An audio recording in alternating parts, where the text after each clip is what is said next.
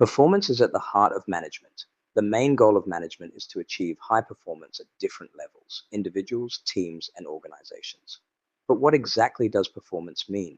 At its core, performance measures how effectively goals are achieved. In this lecture, we'll explore different approaches to understanding and improving performance, from individual employee contributions to organizational outcomes, including economic, social, and environmental dimensions. Traditionally, companies focused only on making money, but today, performance is measured on three dimensions: economic, social, and environmental. This framework is called the triple bottom line. Economic performance covers profits and value creation for shareholders.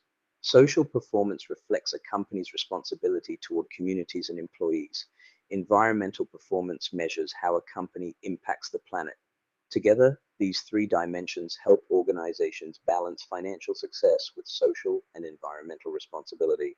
Economic performance is about how well a company makes money for its owners. A company does this by creating new products, offering useful services, and using its resources wisely.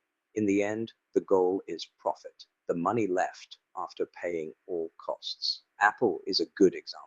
The company earns very high profits, with about 1/4 to 1/3 of its sales turning into profit.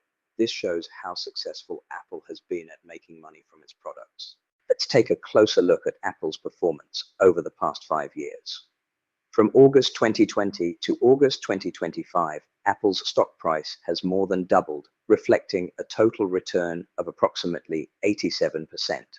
This means that a $1,000 investment in Apple stock 5 years ago would be worth about $1,870 today.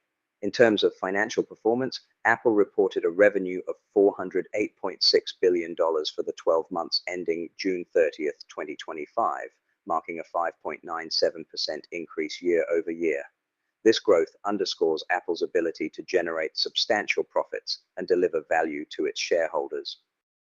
Beyond profits, companies are increasingly judged by how they treat society and the environment. This is the essence of corporate social responsibility, or CSR, when firms take responsibility for the broader impact of their activities. Some businesses even make social goals part of their core strategy. For example, Warby Parker donates a pair of glasses for every pair sold.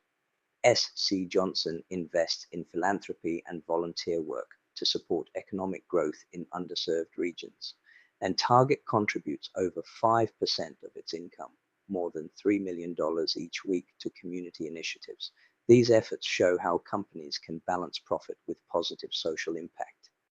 At the individual level, performance can be understood in two main ways. The first is in-role performance. These are the core tasks spelled out in an employee's job description. It's what you are hired, trained, and paid to do. Meeting these expectations is essential for organizational effectiveness, but many employees go beyond that. This is called extra role performance or organizational citizenship behaviors. These are the extras, helping coworkers, showing initiative, supporting the company's culture, or developing new skills. While not formally required, these behaviors add tremendous value and often distinguish high-performing employees from average ones. Helping behaviors are one important type of extra role performance.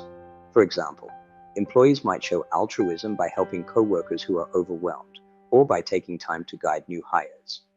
Courtesy is another, preventing problems before they arise by keeping communication open and respectful.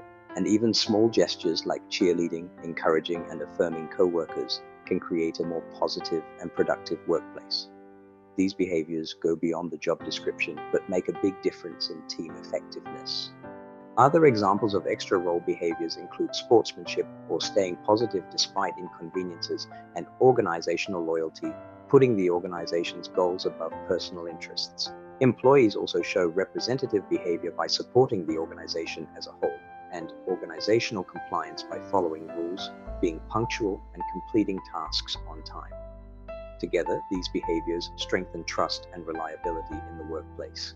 Extra role behaviors can also include showing initiative, going beyond the minimum to improve processes, or practicing civic virtue by actively engaging in organizational life. Even self-development can be seen as an extra role behavior, as employees who voluntarily build their skills not only help themselves but also strengthen the organization. Performance can also be measured at the team or group level, But before we go further, do you know the difference between a team and a group? A group is simply a collection of individuals working side by side, where performance is often just the sum of each member's effort and sometimes even less due to process losses. A team, on the other hand, creates synergy. The members' tasks are interdependent, and by working toward a shared goal, the team can achieve more together than any individual could alone. In short, groups add up, but teams multiply. At the group level, performance depends on how well members work together. Sometimes groups experience process loss, where coordination problems or conflicting agendas make the group less effective than individuals working alone. Other times, groups create a sense of collaboration and support that lifts everyone's contribution. We also look at whether members are satisfied being part of the group and whether they value each other's input.